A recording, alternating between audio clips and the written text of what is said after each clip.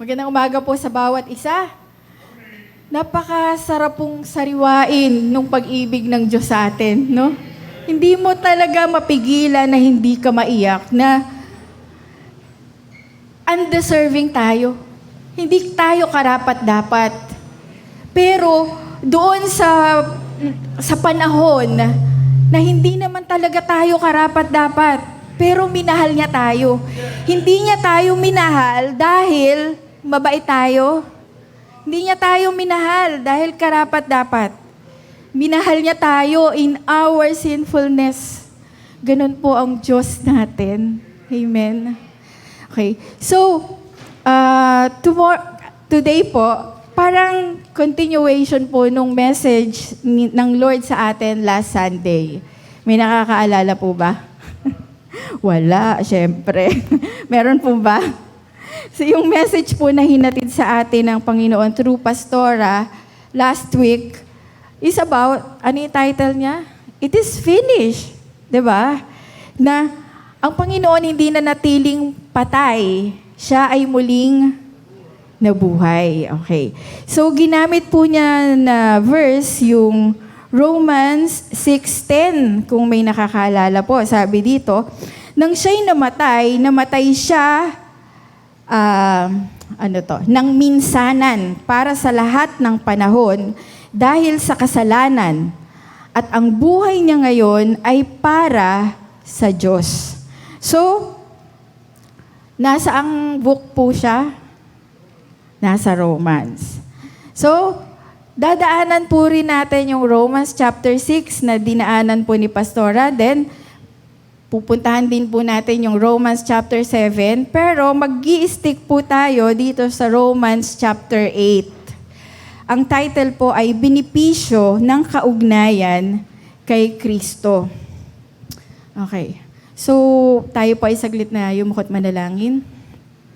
Hallelujah, Lord. Salamat po, Panginoon. Salamat nga sa buhay na ipinigay mo sa amin. Thank you. For an undeserving na tao na katulad ko. Minahal mo talaga kami. Pinigay mo yung buhay mo, Lord. Because you want to give the best for us, oh Lord. Lord, sa umaga pong ito, dalangin namin that you will cover this place with your most precious blood. You will seal this place with your Holy Spirit. At hayaan mo, Panginoon, na lahat ng katotohanan sa salita mo ay amin pong makuha. Malasap, manamnam namin, Lord. Salamat po sa iyo. Gawitin mo po ang iyong lingkod, Panginoon, na daluyan ng iyong mga pagpapala. In Jesus' name we pray. Amen. Amen. Okay. Dito po tayo mag-stick sa Romans. Ano po ba yung Romans? Siyempre, ang sumulat po nito ay sino po? Si Rome? Hindi po si Rome. Ang sumulat po nito ay si Pablo. So, tinuturing po itong Pauline epistle, which is, pag sinabing Pauline, kasi si Paul nga po yung sumulat nito. At ito po ay sinulat para sa mga Romano, yun po. Sinulat po ito sa mga Kristiyano na nasa Roman Empire. Alam na, dun sa Roman Empire, meron pong mga Kristiyano doon, magkahalo po ang mga Kristiyan sa Roman Empire. Meron pong mga Hudyo na Kristiyano, at meron din pong mga Gentile, katulad po natin. So, I believe, para sa atin din po itong Book of Romans na to, na makikita natin. Sinulat po niya ito noon pong AD 57. Unlike po yung ibang mga Pauline epistle, like yung Korinto, di ba, sinulatan niya yung mga taga-Korinto kasi may problema. Nag-aaway-away sila, may mga division. Like yung Colossus, merong tinatawag na mga Colossian heresy, na meron pong mga kumakalat na maling doktrina. But here, dito po sa Book of Romans, kanya po itong sinulat, maayos po ang buhay ng mga Kristiyano at this time. Pero, ang emperor na po nila dito sa time na to ay si Nero.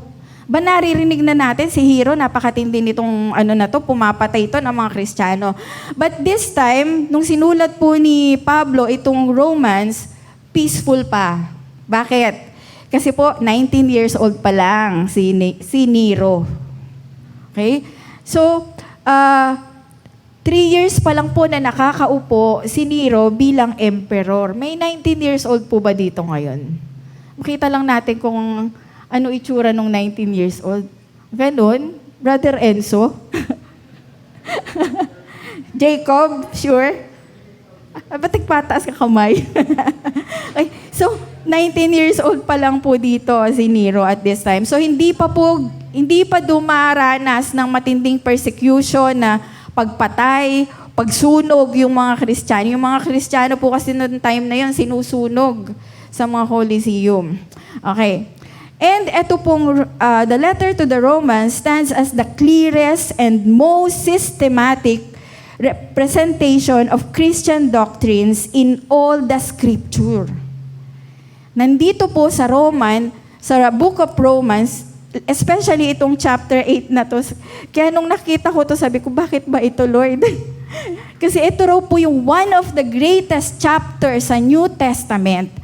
Pero, andito rin po yung mga verses na most controversial na pinagtatalunan po ng mga Bible scholars, mga theologians, pinagtatalunan nila. Lord, sabi ko, halo po yung aming church, maraming bago, marami rin pong mga matatagal na. How can we understand pare-pareho to? But today, pipilitin po natin na yung mga naggagatas pa lang ay maunawaan kahit paano. At yun naman pong tayo na kumakain na ng mga matigas na pagkain. Sana po i-grasp natin yung opportunity. Okay. Benepisyo ng kaugnayan kay Kristo. Okay. Ba't ayaw?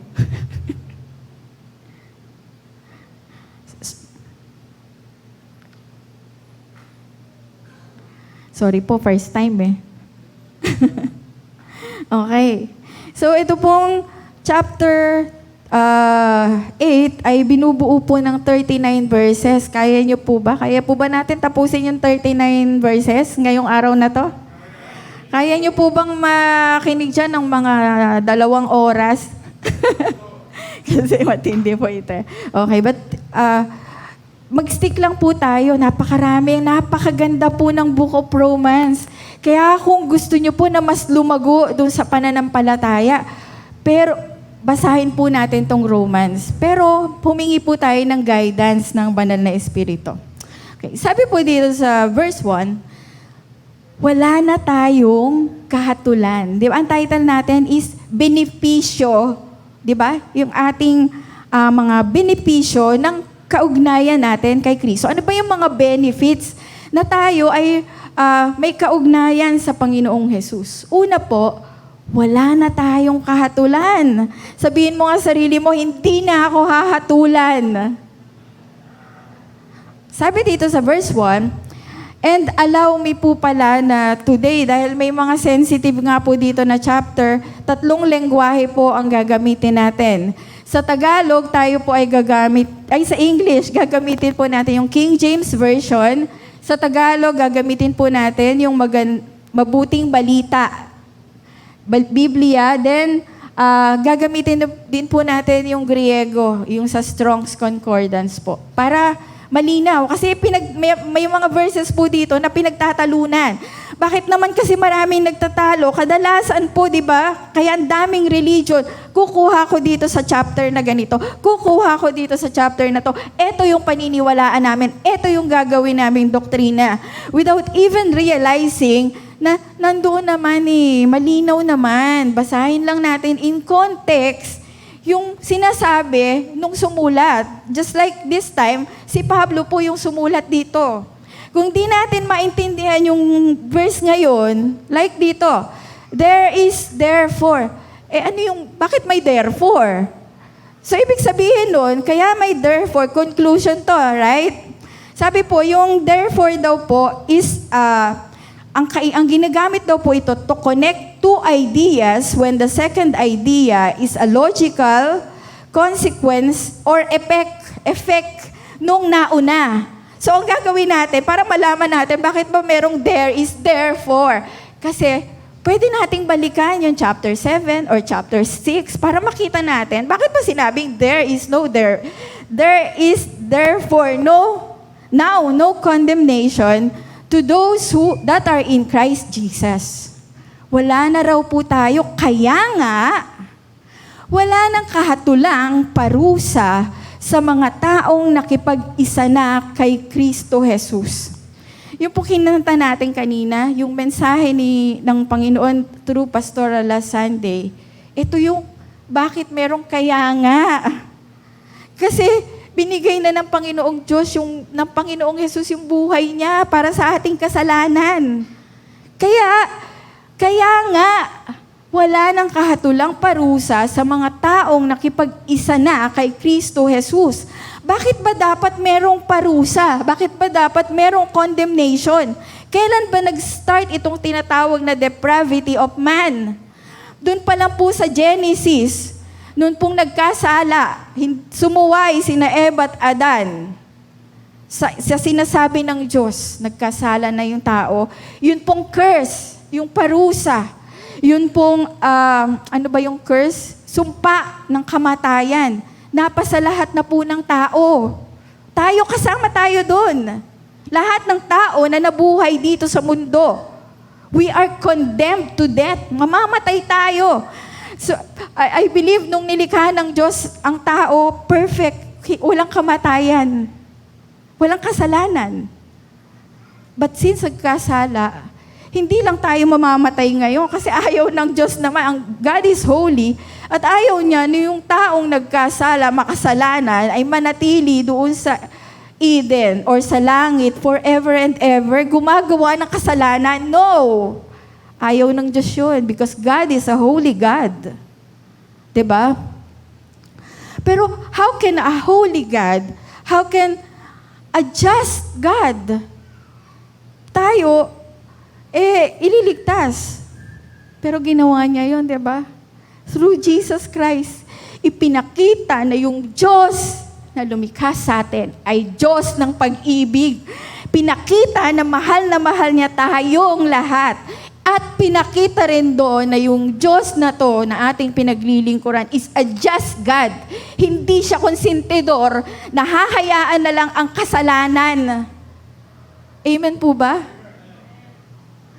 Kaya, sino ngayon ang dumanas nung parusa na para sa'yo, para sa akin? Tayo dapat ang hahatulan, pero sino yung hinatulan in our behalf? Ang Panginoong Jesus. Kaya nga, wala nang kahatulang parusa sa mga taong nakipag-isa kay Kristo Jesus. Isang tanong po, sino na dito yung nakapag-isa kay Kristo Jesus? Pwede nyo itaas yung kamay nyo, pwede naman yung puso nyo na lang ang sumagot. Ako yun. Yung pala, may prerequisite. Kailangan makipag-isa tayo sa Panginoon. Tanggapin natin siya, sabi nga sa John 1:12, di ba? Mamaya po dadaanan natin. Okay. So, sabi natin kanina, bago magkaroon ng therefore, may mga dinaanan po siya. Ano yung mga dinaanan niya? Dumaan po siya sa Romans 3:10. Ano po yung Romans 3:10? May nakakaalala ba? Walang matuwid. Wala, kahit isa. Romans 3:23. Sapagkat lahat ay nagkasala at walang nakaabot sa kaluwalhatian ng Diyos. Sa pamantayan niya, wala po nakaabot. Romans 5:9, meron ba? Therefore, being justified by faith. Diba? Datapwat, ano nga yun sa Tagalog? Datapwat ipinagtagubili ng Diyos ang kanyang pag-ibig nung tayo ay makasalanan pa. Okay. Then, nandiyan din po yung Romans 6:23. May nakakaalam po? For the wages of sin is death. Kamatayan para sa iyo, kamatayan para sa akin, yun ang parusa, yun ang verdict para sa atin. Pero ano sabi doon? Hindi tapos yung Romans 6:23 ngayon, di ba? For the wages of sin is death, but the gift of God is eternal life through Jesus Christ. Kaya dapat nakipag-isa tayo kay Kristo. And eto pa rin po, nagkakasala pa rin tayo. Dahil sabi nga dito sa Romans 7:14-15, we know that the law is spiritual, but I am unspiritual, sold as a slave to sin. I do not understand what I do, for what I want to do, I do not do, but what I hate, I do. Minsan yan po ang ano ng mga Kristiyano, ano tawag dito, palusot. Tao pa kasi ako kaya nagkakasala pa ako Parang yan din po yung palusot ni Pablo. Bakit ganun? Alam ko naman yung tama, pero hindi ko ginagawa yung tama. Yung ayokong gawin, yun yung ginagawa ko. Nagkakaganon pa po ba tayo? O pag hindi pa, baka perfecto na tayo Okay. Then sa Romans 7:25, sa Romans, pinag-usapan po dito ang kautusan at ang kasalanan.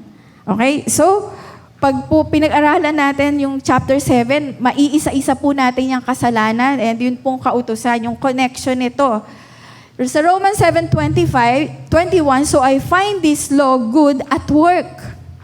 Although I want to do good, evil is right there with me. Ayoko naman to pero nagagawa ko. Diba? Diyan madalas, kasi yung pong diablo, ang gusto niya lagi tayong ibuyo. Okay lang yan. Sige na. Gawin mo yan. Okay lang yan. Papatawarin ka naman ng Diyos. Meron namang 1 John 1:9 Kaya minsan naman, itong Kristiyano, sige na nga, konti, ngayon lang to. Sige, hindi ko na uulitin. Yung mga ganyan no? Yung mga ganyang kaisipan natin, Kristiyano.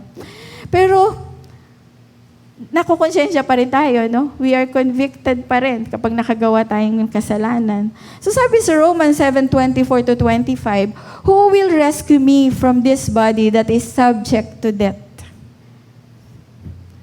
Thanks be to God who delivers me through Jesus Christ our Lord. Naganap na. Natapos na. It is finished. Sabi nga doon sa 7 last word. Okay, so ano po yung unang benepisyo ng kaugnayan natin kay Kristo? Tayo po ay wala ng kahatulan. There is therefore now no condemnation. Hindi na po tayo hahatulan. Okay? As we go along. And sa mga susunod po, God willing, pag binasa po natin yung ibang mga chapter, makikita pa, mas mauunawaan pa po natin. Next. Sabi doon, tayo ay wala na sa kahatulan. Dahil tayo rin ay pinalaya. Sabi sa verse 2, for the law of the Spirit of life in Christ Jesus hath made me free from the law of sin and death. Sa pamamagitan ng kautusan ng Espiritong nagbibigay buhay, dahil sa pakikiisa natin kay Kristo Jesus, pinalaya na ako mula sa kautusan ng kasalanan at kamatayan. We are set free. Sabi ng ganun. Made free from the law. Lagi nating naririnig, sabi ng mga nagpipreach, hindi na tayo under the law. Under grace na tayo. Biyaya ng Diyos. Biyaya naman talaga, di ba? Wala tayong ginawa to earn yung salvation. Si Lord yung gumawa nito para sa atin, di ba? Pero, sabi dito, doon sa verse 1, tayo raw ay, ito raw ay, ang pinag-uusapan po dito ay ang mga taong nakipag-isa kay Kristo Jesus. So, hindi pala ito mag-a-apply sa lahat. Ito pong pag-uusapan natin lahat na benepisyo na to ay mag-a-apply kung ikaw ay isang tao na nakipag-isa na kay Kristo. Na-experience mo na yung born again experience. Yung dati mong espiritu, sabi sa chapter 6, patay na. patay. I have been crucified with Christ. Kung paano namatay si Kristo dun sa krus, patay na dapat yung old nature natin na makasalanan, na sumusunod, lagi ang gusto ng laman ang sinusunod. So, una, wala ng kahatulan. Then, tayo po ay pinalaya. Pinalaya na tayo mula sa kautusan ng kasalanan at kamatayan. Pero ngayon po, ang nasusunod na sa atin ay ang Espiritu. Hindi na natin sinusunod yung pita ng laman, yung gusto nito. Ano gusto ng laman na to? Gusto ko matulog. Puyat na puyat ako kahapon. Dami kong ginawa maghapon. Pagod na pagod ako. Ang init, nagtrabaho, nag-aral ako. Yan po yung gusto ng laman eh. Pero dapat daw po ang sinusunod na natin, kung tayo ay nakipag-isa sa Panginoon, yun pong Espiritu. Verses 8 to 9. Hindi na natin inisa-isa, baka po makatulog tayo pare-pareho eh. So, mag-stick lang po muna tayo doon sa mga benepisyo ng ating pagiging kaisa sa Panginoon. At ang nabubuhay ayon sa hilig ng laman ay hindi maaaring kalugdan ng Diyos. So, kung meron pa rin po ditong gumagawa nung ang sinusunod, parang yung gawa pa rin sa sanlibutan, hindi po nalulugod ang Diyos dito. Ano ba alam ba natin kung ano yung mga bagay na yun na masasama at ayaw ng Diyos? Siguro naman hindi na kailangang isa-isahin pa, di ba? Ano ba sabi nga magnakaw, pumatay, ganyan. Marami, mambabae, manlalaki, mambakla. Ngayon hindi na babae lang o manlalaki, di ba? Ang dami ng iba-iba. May pansexual na tinatawag. Sabi, kung ginagawa natin yung hilig ng laman, hindi matutuwa sa atin ang Diyos. Hindi niya tayo kalulugdan. Bagkus, eto dito tayo sa verse 9. Ngunit hindi na kayo namumuhay ayon sa laman, kundi ayon saan po? Sa Espiritu. Kasi kapag ang sinunod natin, yung gusto ng laman natin, hindi tayo kalulugdan ng Diyos. So, hayaan natin, Lord, direct my path every day. Tulungan mo po ako. Ano ba gagawin ko? Ano ba decision gagawin ko? Ano ba? Paano ba kita malulwalhati ngayong araw na to? Sa katunayan, naninirahan sa inyo ang Espiritu ng Diyos. Kung wala sa isang tao ang Espiritu ni Kristo, hindi kay Kristo ang taong ito. Kaya nga sabi doon pa lang sa verse 1, sino daw? Yung mga nakipag-isa kay Kristo. So kung tayo ay nakipag-isa kay Kristo, tahanan na po tayo ng Espiritu ng Diyos. Ngunit kung ang Espiritu niyang bumuhay na maguli kay Kristo ay tumira sa inyo, ang bumuhay na maguli kay Kristo sa mga patay ay magbibigay buhay naman sa inyong mga katawang may kamatayan. Kaya nga po, therefore, there is now no condemnation. Diba? So tayo ay wala ng kahatulan, tayo ay pinalaya, tayo ay tahanan ng Espiritu ng Diyos. Ano pa po? Sa verse 16. Ganda po kung may Bible kayo, makita nyo talaga, baka naman binubola ko lang kayo eh. Diba? So maganda po, magbasa tayo din. Kasi para kung ibang version ng Bible yung hawak ninyo or yung nasa apps ninyo, makita nyo rin kung ano yung difference, diba? The Spirit itself beareth witness with our spirit that we are the children of God. Sino raw po yung mga children of God? Back to verse 1. Mga nakipag-isa kay Kristo. Kasi pag may Bible study po kami, tinatanong ko sila, lahat po ba ng tao ay anak ng Diyos? Ano po ba sagot? Hindi. Kasi bata pa lang, naalala ko noon sa school, sabi, tayo ay mga anak ng Diyos. So, lahat ng tao ay nilikha ng Diyos, pero hindi pala lahat ng tao ay anak ng Diyos. Sino lang? Sabi sa John 1:12. Yung mga tumanggap, yung mga sa Kanya ay tumanggap at nanampalataya, sila lang yung mga anak ng Diyos. Sino tong mga tumanggap sa Panginoon? Back to verse 1. Sila yung mga nakipag-isa kay Kristo. At yung mga tumanggap sa Panginoon, nakipag-isa kay Kristo, sila raw po ay tayo'y mga anak ng Diyos. Sabihin nyo nga po, ako ay anak na ng Diyos. With conviction, anak na ako ng Diyos. Sana po yung anak, no, minsan kasi, yung anak dito sa lupa, minsan yung anak, it's either magdulot ng pride sa magulang or kahihiyan sa magulang. Dun sa pagiging anak natin ng Diyos, ano kaya binibigay natin sa Kanya, no? Kaluguran? Proud kaya ang Diyos sa atin bilang anak niya? Or, nakakahiya naman itong sinasabi niya, anak ko siya, pero bakit ganito yung ginagawa niya sa buhay niya? Sana hindi po tayo ganun, ano? Dahil tayo po ay anak ng Diyos. Ano pa? Ito, tagapagmana. Verse 17, and if children, then heirs of God and joint heirs with Christ. Kasamang tagapagmana ni Kristo. Ano po kaya yung mamanahin natin? Ano? Palagay niyo po, ano yung mamanahin natin? Dati, we don't belong to, sa kalangitan. Yung ganda ng kalangitan na sinasabi nga doon sa Revelations, chapter 21 ba yun, or 22. Hindi tayo karapat-dapat doon eh. Pero ngayon, sabing ganon, we are joint heirs with Christ.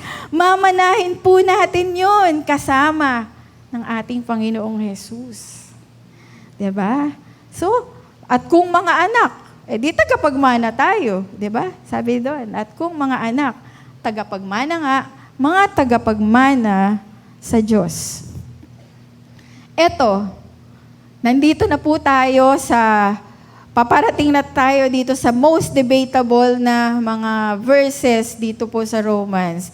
And eto rin po ay napakaganda at gamit na verse at kabisado ng mga dating nag-Sunday school din dito. Romans 8:28, ano po? And we know that all things work together for good to them that love God, to them who are called according to His purpose. Kapag may mga nangyayari kasi na hindi maganda, eventually, makikita mo, kaya pala nangyari yun. Kasi eto pala yung gusto ng Diyos. All things work together for good. Hindi maganda, pero may plano pala ang Diyos. Kaya kadalasan, ito po ay sinasabi, talagang lahat ng bagay nagkakalakip-lakip, sabing ganon, na gumagawa sa ikabubuti ng mga nagsisiibig sa Diyos.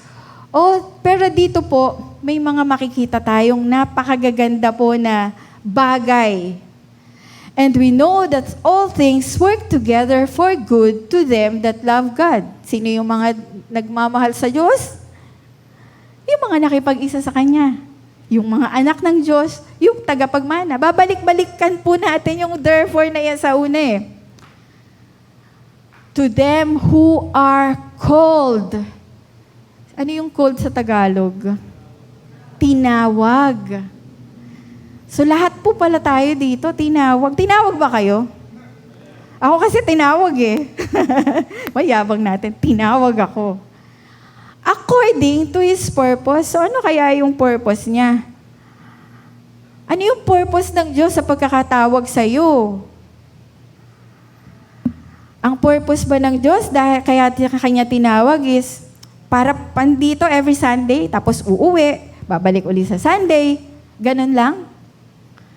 Hindi kaya tayo ay iniligtas ng Panginoon. Ang purpose niya is ibahagi natin sa iba yung pag-ibig ng Diyos. Hindi po kaya ang purpose ng Diyos sa atin is manalangin. Pray without ceasing. Panalangin natin yung mga kapatiran. Ipanalangin natin yung mga kamag-anak natin na hindi pa nakakakilala sa Panginoon. Ano kaya yung purpose ng Diyos? Tinawag ka. Sabi mo, tinawag ka. Tinawag ako. Pero ano yung purpose na to? According to His purpose. Okay. So dito pa lang sa called na to, sa tinawag pa lang na to, nagkakaroon na po ng iba-ibang interpretasyon dyan. Kasi, siguro, baka magulo lang isip nyo, wag na. For we are called according to His purpose. Tinawag niya tayo. For whom He did foreknow. Ano naman tong foreknow na to? He also did predestinate. Ano yan? Kasi kung tayo po ay puro Tagalog Bible lang, may mga pinag-uusapan na pala, pinag-aawayan ng ibang mga doktrina, hindi natin, ano ba yun? Ano ba yung election? Ano ba yung predestination? Ano ba yung mga ganon? Kasi nasa Tagalog po tayo, di ba? But it's okay lang naman po. Kaya lang hayaan po natin na talagang palalimin po natin yung pag-aaral natin ng Biblia sa umagang ito. For whom He did foreknow. Wala pa tayo dito. Kilala na tayo ng Diyos. At 29, sapagkat yaong mga nang una pa'y Kanyang nakilala. Siguro nung time nila Eva at Adan, alam niya na nalalabas si Moises. Alam niya nalalabas sila Joshua, sila David, sila Pablo, at alam din ng Diyos. Dinesign ng Diyos na nandyan ka ngayon. Nandito ako. Kasi ano sabi? Sapagkat yung mga nang una pa'y Kanyang nakilala. For whom He did foreknow. Tiningnan ko po yung meaning nitong foreknow. Ito raw pong foreknow is, makikita natin sa Ephesians 1 verse 4. Kung meron po kayong Epeso 1 verse 4, pwede nyo pong buksan. Sabi dito, He chose us in Him before the foundation of the world. Bago pa likhain ang mundo, ano daw po? He chose us in Him. Tingnan natin sa Tagalog. Ephesians 1. Inaantok na po ba kayo? Sabi kasi ni Sister May, ang tagalan ko rin kasi hindi pa luto yung mga kakainin natin mamaya. Okay, Ephesians 1 verse 4, sabi po dito sa Tagalog, at sa atin ngang pakikipag-isang ito, hinirang niya tayo bago pa nilikha ang sanlibutan upang maging banal at walang kapintasan sa harap niya. Wow! 1,000 years ago, kilala na tayo ng Diyos. Nilikha niya tayo. For Him. Diba? He chose us in Him or in Christ before the foundation of the world. So, hindi po pala aksidente na nandyan ka ngayon. Hindi po pala aksidente na nandito tayo ngayon. Kasi may plano ang Diyos sa atin. Nilikha niya tayo before the foundation. Bago pa niya sabihin na let there be light, let there be ganyan, di ba? Because He foreknow. Tinawag na tayo. Itinalaga naman na maging katulad, yung una, ito po yun. Nung una pa'y Kanyang nakilala na. Yun po yung foreknow. So ngayon, ano naman po yung predestinate? Itinalaga. Itinalaga. Parang destination, predestination. Parang ganun siguro. Tama kaya yung ano ko, Pastor Arn? Predestinate. Diba? Itinalaga naman niya na maging katulad ng larawan ng Kanyang anak. Nakakahiya naman siguro kung ginagawa natin na yung hindi kalugod-lugod sa Diyos. Itinalaga raw tayo na katulad, kalarawan ng Kanyang anak. Diba? He also did predestinate to be confirmed to the image of His Son, that He might be the firstborn among many brethren. So, tayo raw ay tinawag, we are called foreknow. Kilala na tayo nung una pa. Ilalagay ko to sa mundo. Aabot to ng mga 2026. Nandito sila sa mundo para sila yung asin dito sa sanlibutan. Sila yung mag-share ng goodness ko para do sa ibang mga tao na hindi pa nakakikilala sa akin. Kaya po tayo nandito. Okay? Then, He also did predestinate us. Verse 30. Moreover, whom He did nauutal ako. Predestinate, them He also called. And whom He called, them He also justified. And whom He justified, them He also glorified. Okay. Sabi natin, tayo ay tinawag. Merong verse po sa Matthew 22 verse 14, many are called, but few are chosen. Pag po nagba-Bible study kami ni Sister Jenny or sino yung kasama ko, hindi po lahat ng bina-Bible study namin ay tumatanggap sa salita ng Diyos. Hindi po lahat ay tumatanggap sa... Siyempre, alam nila si Jesus na ganun lang kababaw yung dati nating pagkaalam. Pero yung tatanggapin talaga, alam mo na tatanggapin ng buong buo yung salita ng Diyos, hindi po lahat gumagawa nun. I believe, because of, dun nga sa Matthew 22:14, many are called, maraming tinawag, but few are chosen. Sa palagay niyo po, kayo nandito kayo ngayon, tinawag lang po ba kayo? Or pinili din tayo? Yun pong mga tumanggap sa Panginoon, di ba? Yung John 1:12, sila yung mga anak ng Diyos. Chosen. Makikita pa po natin yan mamaya. So, tayo rin po ay pinawalang sala na. Ayan, no? At ang mga tinawag ay kanya ring pinawalang sala. Kumbaga sa, nasa korte tayo, acquitted na tayo. Hindi ka na makukulong, hindi na, pinalaya ka na. Di ba? Pinalaya nga, sabi kanina. Pinawalang sala na po kasi tayo. At ang mga pinawalang sala ay kanyang binahaginan ng kanyang kalwalhatian. Eto na po, andito na tayo sa madalas pong verse na pinagdedebatihan. Verse 33. Who shall lay anything to the church of God's elect? It is God that justified. Hinirang.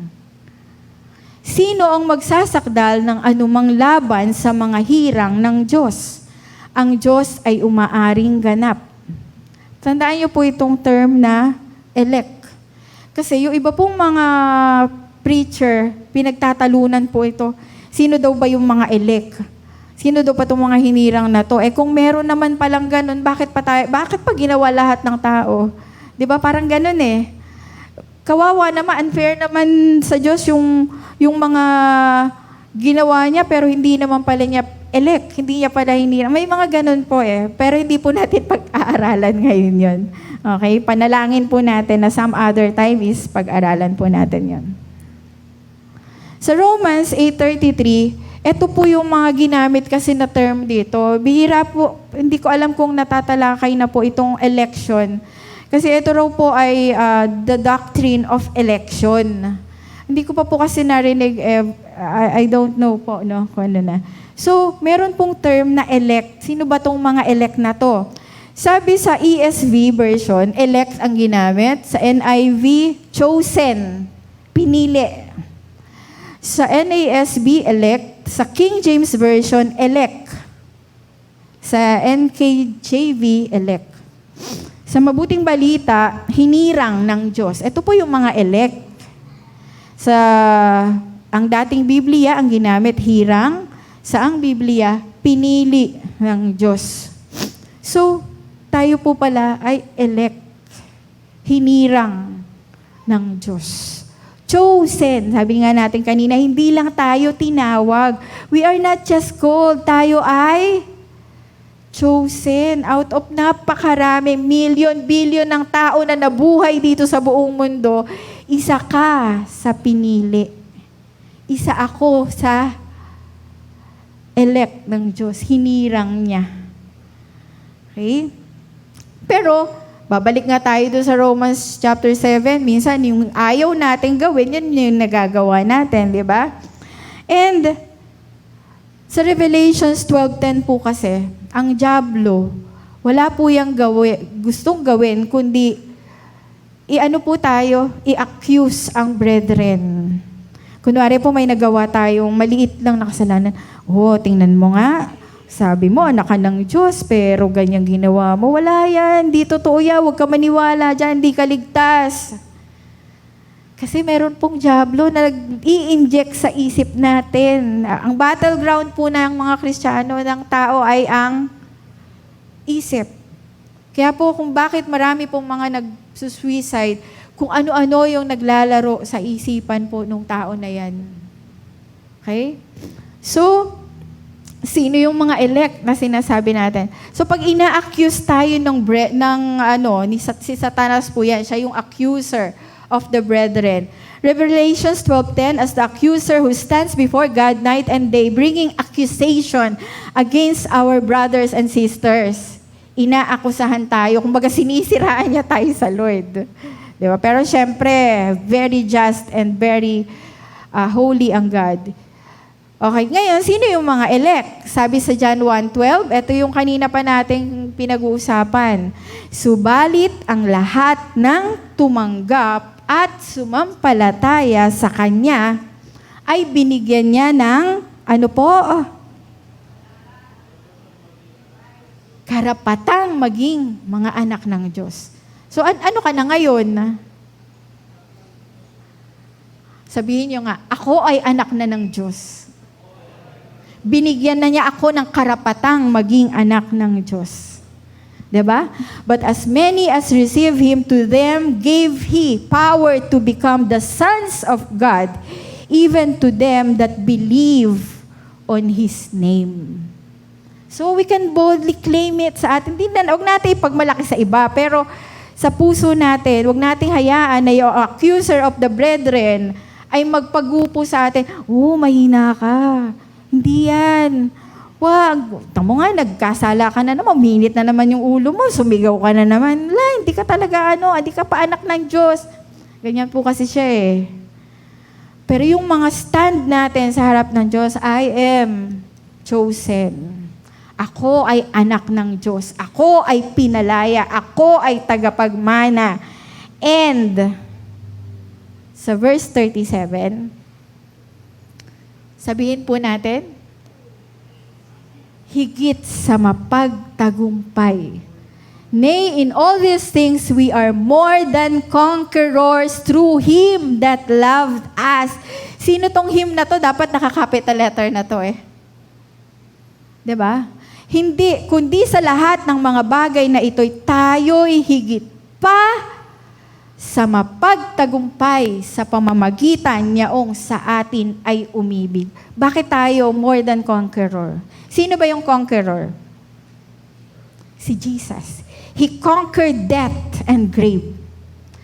Naalala ko po, hindi ko maalala kung sino yung nagkwento nito, ang tatay ko yata, or somebody. Sabi niya, si Manny Pacquiao, ang dalas niyang winner, di ba? Ang dami niyang pinagbagsak.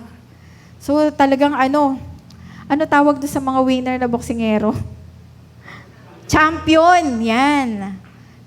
He conquered a lot of mga boksingero. Nakatapat niya or mas mataas sa kanya ang rango. Marami siyang kinonquer. Pero sino po yung more than conqueror, palagay niyo? Sino po? Pinag-uusapan po natin si Manny Pacquiao. Sino yung more than conqueror? Teka po, si Manny Pacquiao po pinag-uusapan natin, yung tao, yung boksingerong Manny Pacquiao. Sino po yung, kung siya ang conqueror, sino yung more than conqueror kay Manny Pacquiao? Si Jinky. Joke lang po ito. Opo. Hindi, joke lang po yun. Kasi daw, si Manny Pacquiao, conqueror siya, pero bugbog sarado siya. Si Jinky, more than conqueror, dami niyang pera, hindi man lang siya nagalusan. Di ba? Tama ba yun? So, joke lang po yun. Ganun po tayo. Nagkaroon tayo ng kaligtasan, di man lang tayo nasugatan. Nagkaroon tayo ng bagong buhay na to, hindi man lang tayo hinagupit, hindi man lang tayo napako doon sa krus. Sino gumawa nun? Ang Panginoong Jesus. He conquered death and grave. Tayo. We are more than conquerors in Christ Jesus. Hindi po ba dapat palakpakan natin ang Panginoon? Amen. We are more than conquerors. Ano man po yung mga pinagdadaanan natin, sa verse 37 po yan ng chapter 8. Pag binalikan po natin yung nauna po dyan na mga verses, sabi sa verse 36, sino ang makapaghihiwalay sa atin sa pagmamahal ni Kristo? Ang paghihirap ba? Ang kapighatian? Ang pag-uusig? Ang gutom? Ang kahatulan, ang panganib, ang tabak. Sabi, walang makapaghihiwalay sa atin sa pag-ibig ng Diyos. And in all these things, kundi sa lahat ng bagay na ito, tayo'y higit pa sa mapagtagumpay sa pamamagitan ng Panginoong Jesus. Napagtagumpayan niya yung kamatayan. Napagtagumpayan niya yung kamatayan. And we are more than conquerors in Him. Palakpakan po natin ang Panginoon. So kung nasundan po natin, ano-ano yung mga benepisyo ng may kaugnayan sa Panginoon? Sa verse 1, wala na tayong kahatulan. Sa verse 2, tayo po ay pinalaya. Ang galing! Sa verse 11, tayo po ay tahanan na ng Espiritu ng Diyos. Sa verse 16, anak ng Diyos. Sa verse 17, tayo ay tagapagmana. Then, sa verse 30, tayo ay pinawalang sala. Sa verse 33, tayo ay hinirang or elect, inaring ganap. And sa verse 37, tayo ay higit sa mapagtagumpay. And let us claim it in Jesus' name. Amen. So let us pray. Father God, we thank you. Salamat po sa mga benepisyo ng pakikipag-isa sa iyo. Lord, it would be possible na kami yung humanap sa iyo. No, salamat Lord, kasi out of napakaraming tao, billions of people dito sa buong mundo, pero kami ay pinili mo. You have chosen us, oh God.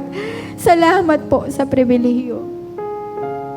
Ang dalangin namin, Panginoon, nawa ilagay mo po sa puso ng bawat isang naririto the reason kung bakit mo kami iniligtas, kung bakit mo kami tinawag, kung bakit mo kami pinili.